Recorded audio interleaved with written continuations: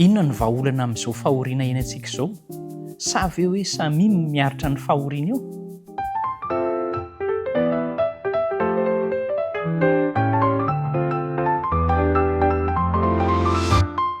Faly tafaraka indray isika dia asaina am-pitiavana ianao. Amaly ny fanontaniana isika momba ny hoe fijaliana, inona ny hatrehana azy. Nisy zava-nanahirana ny Bouddha araka ny fahitantsika, rehefa niala tao amin'ny lapa nisy azy izy tamin'ny fiainana milamina, dia nandeha nitady ny fiainana rehetra ahitany hoe inona ny vahaolana, inona ny fanafody.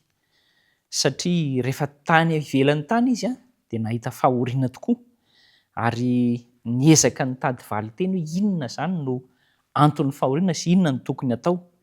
Nitolona tamin'ny olana faharatsiana izany Gautama izany na i Bouddha, ary tao anatin'izany fitolomany tany faharatsiana izany, fitadiavam-bahaolana izany, dia tsy nila an'Andriamanitra akory izy, hoe mitady an'Andriamanitra.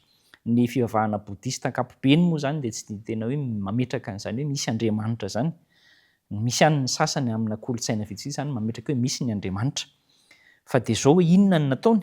Ny olana ozy izy dia ny fanerizitsika olombelona, ny firaketam-pontsika amin'ny zavatra, ireo no mahatonga ny olana amin'ny fikarohana nataony izany, ary izay ny anton'ilay fahoriana.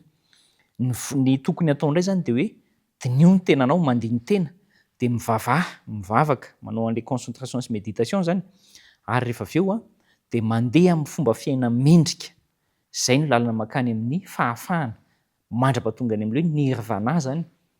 Izany no vahaolana hitan'ny fahazavana hitan'ny Bouddha na i Gautama tamin'ny vanim-potoana niainany.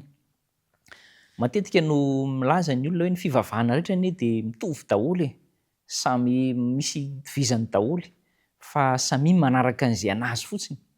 Nisy profesora anankiray Stéphane Prothero kosa dia nitsipaka an'izay hoe mitovy daholo ny fivavahana. Hozy izy hoe misy zavatra itovizany saingy misy mahasamihafa anazy.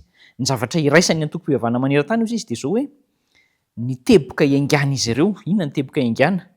Misy zavatra tsy mandeha araka ny tokony ho izy eto amin'izao tontolo izao, na aleo isika tsy mandeha amin'izay laoniny, izay ny teboka iaingana izany, dia tadiavina izay ilana amin'izay. Izay no nolazain'ilay profesora Stéphane Prothero tamin'ny fanambarany izany. Rehefa manoloana ny zavatra miseho kosa isika andavanandro hoe misy tsirariny, misy fampahoriana, misy fijaliana, misy fisentoana, misy aretina, misy alahelo, tohana ny fontsika ary tratran'izany avokoa, satria miainan'izany daholo ny olona rehetra, tsisy an'izany hoe tsy miainan'izany, na ny manana, na ny mahantra, na ny sahirana, na ny afaka, na ny ambony, na ny ambany, dia samy miainan'izany avokoa. Fa izao samy mahatsapa isika fa tsy mandeha araka izay laoniny izany, tsy mandeha araka ny tokony ho izy ity tontolo ity, dia eo no mahatonga antsika mety misafidy hoe lalam-pivavahana tiany ianao fa ity no hitako mety manafaka amin'izao na amin'izao. Ary zava-misy iainantsika ankehitriny izany. Izay ny enga Gautama na i Bouddha ho isika. Fa inona no tolotra Jesosy rehefa mijery ny fahoriana izy? Tao amin'ny jaona toko fahasivy izay engantsika dia misy an'ilay tantaran'ilay lehilahy nampalahelo tao anatin'ny fahajambana. Nanontany ny mpianatra, iza tompony nanota hozy izy, ny ray aman-dreniny sa ilay zazalahy no nahatonga azy ho jamba? Izay izany ny fahatakaran'ny saintsika olombelona hoe rehefa misy ny zavatra miseho, fahoriana, dia hoe iza ny tompony antoka, ilay tenan'ilay olona sa ny hafa? Na hoe ny ray aman-dreny eto no nanontaniana. Tsy izay no navalin'i Jesosy, ary isaoran'i Jesosy manome lesona tsara ho antsika. Ny navalin'i Jesosy dia ao amin'ny 7 amin'ny jaona toko fahasivy hoe tsy io lehilahy io izy ny nanota na ny ray aman-dreniny, fa ny anehoana ny asan'Andriamanitra ao aminy. Izany no navalin'i Jesosy. Tsy mijery fotsiny izany Jesosy ny fahoriana hoe io dia avelao eo fa i adalany no nanao an'izao. Tsy izany ny fomba fijerin'Andriamanitra, fa izao ny fahoriana mahazo antsika dia fotoana anehoan'Andriamanitra ny voninahiny.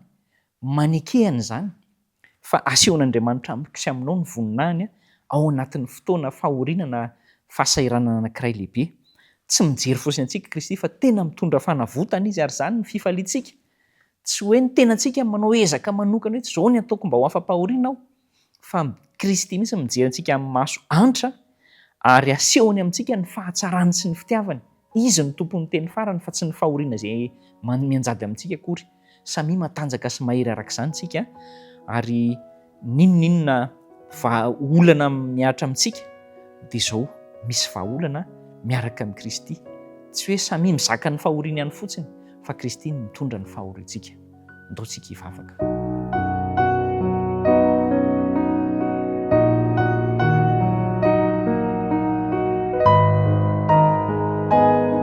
Tompo, mankasitraka indrindra anao izay fa tsy nijery anao fotsiny ilay lehilahy jamba nendrikendrehana hoe iza no nanota araka ny fiheveranay olombelona azy, fa nomena vahaolana dia ny fanasitranana azy teo.